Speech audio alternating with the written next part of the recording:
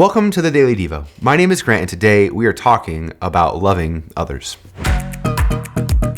My day job is that I'm a high school pastor, and it has some really unique elements to it. And one of those elements is that sometimes I feel like I'm the host of The Bachelor or The Bachelorette. I've got a whole bunch of young people who are single who sometimes they like to date. And being a youth pastor is funny because I basically set up these trips where we go on like camp, or we'll do an event like a lock-in or an all-nighter or whatever we'll do. And naturally, they start to date or become couples or whatever. And it's always really interesting, and it feels inevitable that a guy and a girl start dating, and all of a sudden, their music tastes will start to change. They'll go from, I love country, to, I would never listen to country. They'll go from, I'm really interested in this career or focus, and all of a sudden, my interests have changed. And maybe you remember this, or you've observed this in your own life, that you start to change as you start to fall for someone. Now, I know we're not supposed to do that, but it's almost inevitable because we're not truly changing as much as we're more open to the things that they love and they care about. I don't really care for country music all that much personally. It just isn't something I'm super keen on.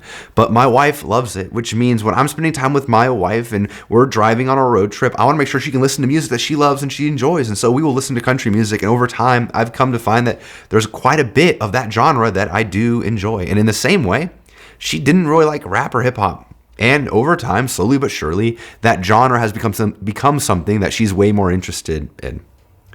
Here's the thing when it comes to us and our relationship to Jesus, is you and I, as we become more like Jesus, we're naturally going to become more attuned and more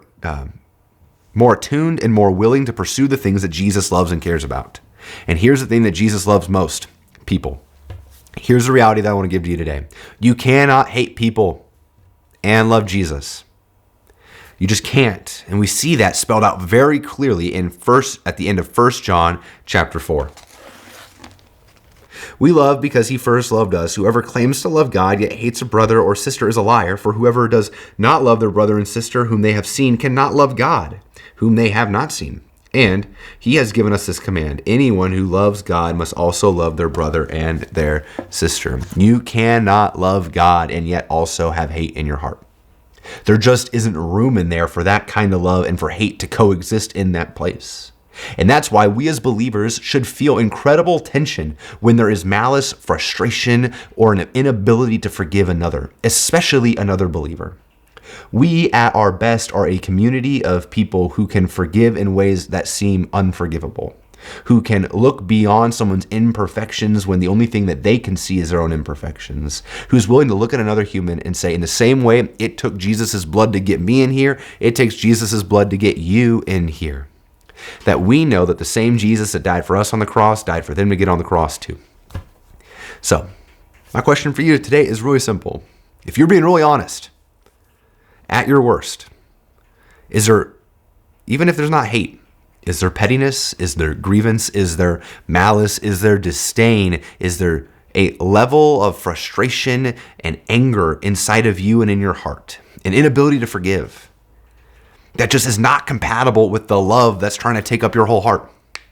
And would you be committed to going on that journey with Jesus to just work all that out so the only thing in your heart is his love?